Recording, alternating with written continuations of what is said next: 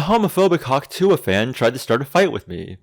Yeah, those are words. So I was at the bar, because obviously that's where this happened. I was hanging out with my roommate and a couple of our friends, and throughout the night, I didn't realize this was happening, but apparently she had been being hit on badly by said Tuah fan. How badly? Well, he was using such scintillating pickup lines as, hey, I have a big back seat in my car, and hey, do you want to go night swimming? And I'll just reiterate what she said to me. No, I don't want to fuck in your backseat. Like, I'm a grown woman in my 20s.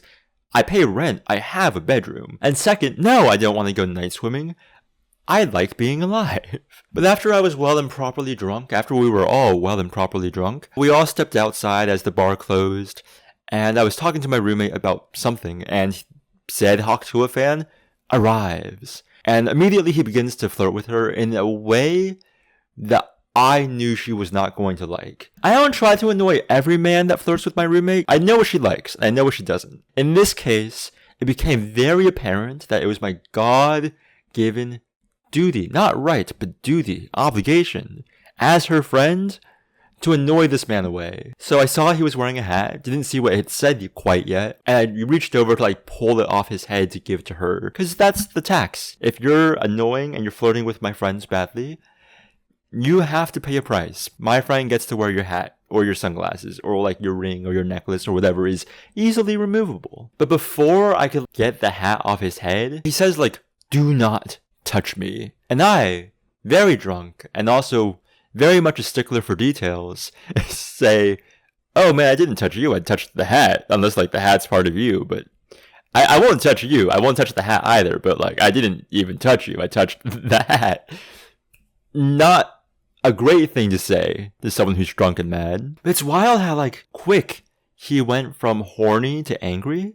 It's almost as if both are the same emotion for him, which is concerning. It's almost as if he's like so accustomed to being shot down that right behind horniness, he has anger because it's just become like a Pavlovian response to him. He has clicker trained himself into being like, hey, if I flirt with a woman, I'm about to become upset because I am about to be turned down. And my friend Lisette told me to take a step back because I was being annoyingly drunk. So I stepped back and I thought that was the end of it.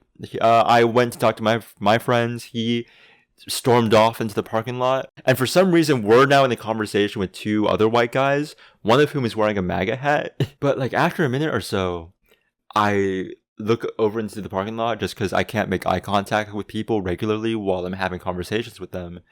And I glance over and I see he's like still there, like kind of just walking in a lap surrounded by his friends.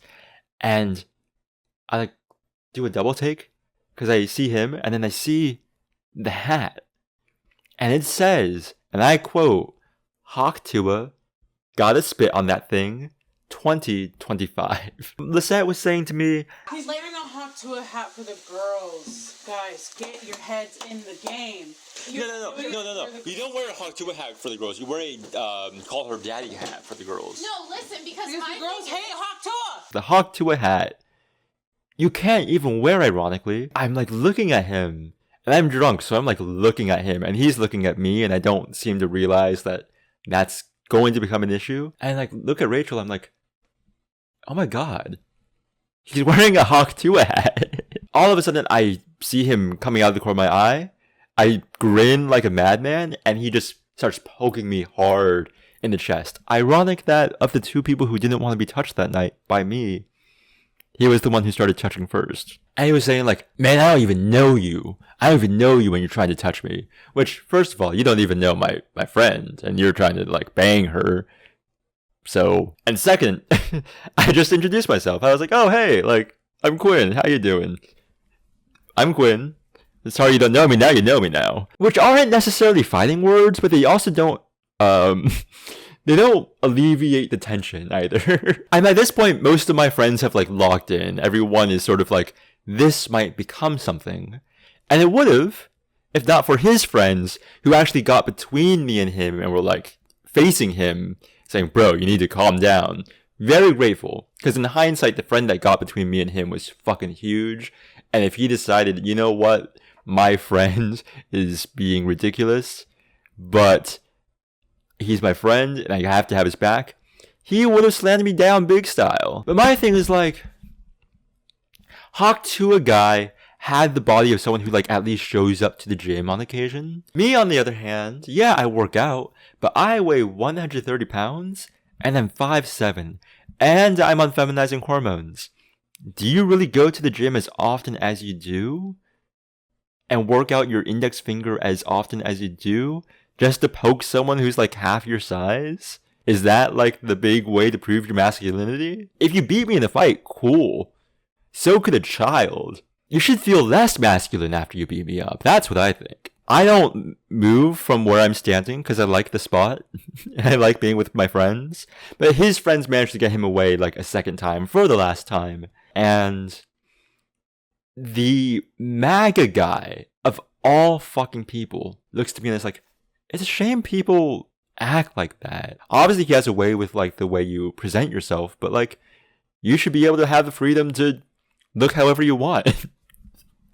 The MAGA guy said that. The MAGA guy. I just sort of said like, yeah, because in my head I was trying to like bring into reality these two convergences that made so little sense.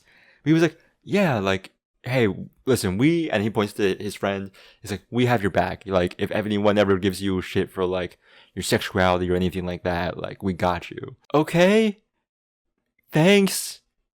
Vote differently, please. But you might be wondering, Quinn, what made Hawk Tuah guy homophobic? I didn't hear it in the moment, but apparently after I talked to my roommate, she was like, yeah, no, like every single time he walked away from you, he started muttering some like crazy homophobic and racist shit. I get if you're so like conservative pilled that you think I touched your hat in a gay way. I don't get how someone could think I was touching their hat in an Asian way. Because all he said to me was, I don't even know you, bro, and don't touch me. It's crazy that he chose to only say the racist and homophobic stuff as he was walking away. Like, you shouldn't be scared of anything. So why are you muttering under your breath? Why are you muttering under your breath, little talk to on that thing? Anyway, that's not a normal interaction for me, but it's also not abnormal. And Rachel pointed out, if you had taken his hat off of his head, Nothing would have happened. you know, sorry, don't zoom in on this. No, like, if you had tried to take his hat, then it would have been completely fine. Oh, dude. it was only once the, obviously queer apparently, Asian did it, that it became a problem. Anyway, I love you all, except for those of you who don't deserve love, but if you think you don't deserve love, you probably deserve love. But if you think you do deserve love, you probably also deserve love. So I don't know who I'm talking to and excluding right now. Anyway, I was Quinn, saying like, subscribe, and Hawk Tuah 2025.